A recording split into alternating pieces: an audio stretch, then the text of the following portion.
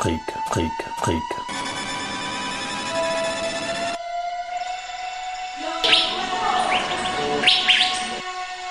Histo-Afrique.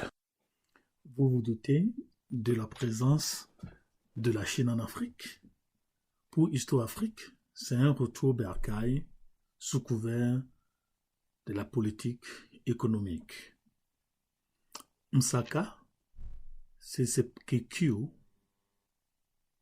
à l'Université des Antilles, Trinidad et Tobago, dans le journal Student of Africa and Asian Studies, nous dit, je cite, « Les premiers habitants natifs et autochtones de la Chine furent des Noirs africains qui y arrivèrent il y a 100 000 ans environ et dominaient la région jusqu'à ces derniers millénaires lorsque les Mongols avancèrent dans la région. » On peut toujours retrouver dans l'Asie du Sud-Est et les îles Pacifiques ces Africains surnommés Négritos ou de petits hommes noirs. Négritos en fait veut dire petits hommes noirs.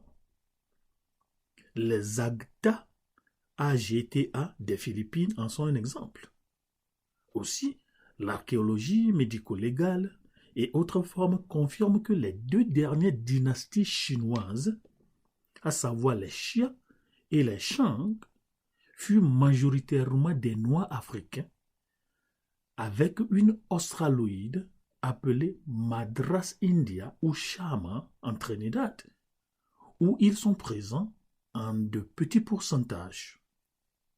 Ce sont ces Africains qui auraient apporté en Chine l'art de combat développé dans la corne de l'Afrique que nous appelons aujourd'hui les arts martiaux, Tai Chi, Kung Fu et Taekwondo. Même l'oracle I Ching était venu plus tard avec un groupe africain, à savoir les Akkadiens de Babylone. Vous vous doutez, le premier chef de gouvernement de la République populaire de Chine, au nom de Eugène Chen, est un ressortissant de la Trinidad, de George Street, Port of Spain. Il est d'une mère africaine et d'un père chinois. Eugène Chen a été 4 fois ministre des Affaires étrangères du gouvernement chinois. Il a été l'une des figures politiques les plus dynamiques du XXIe siècle. Et son nom de famille est Akam. Son nom de famille est Akam. A-K-A-M. Akam, ça vient de Kem, qui veut dire noir. Kem, Cham, que la Bible appelle Égypte ou Soudan.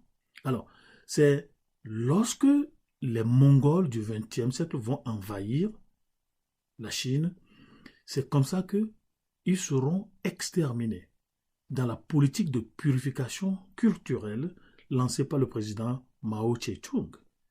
Vous voyez que bizarrement, les Africains vont là-bas apprendre ces politiques d'épuration culturelle qui étaient utilisées contre leur propre ascendant. Afrique, mon Afrique, où vois-tu?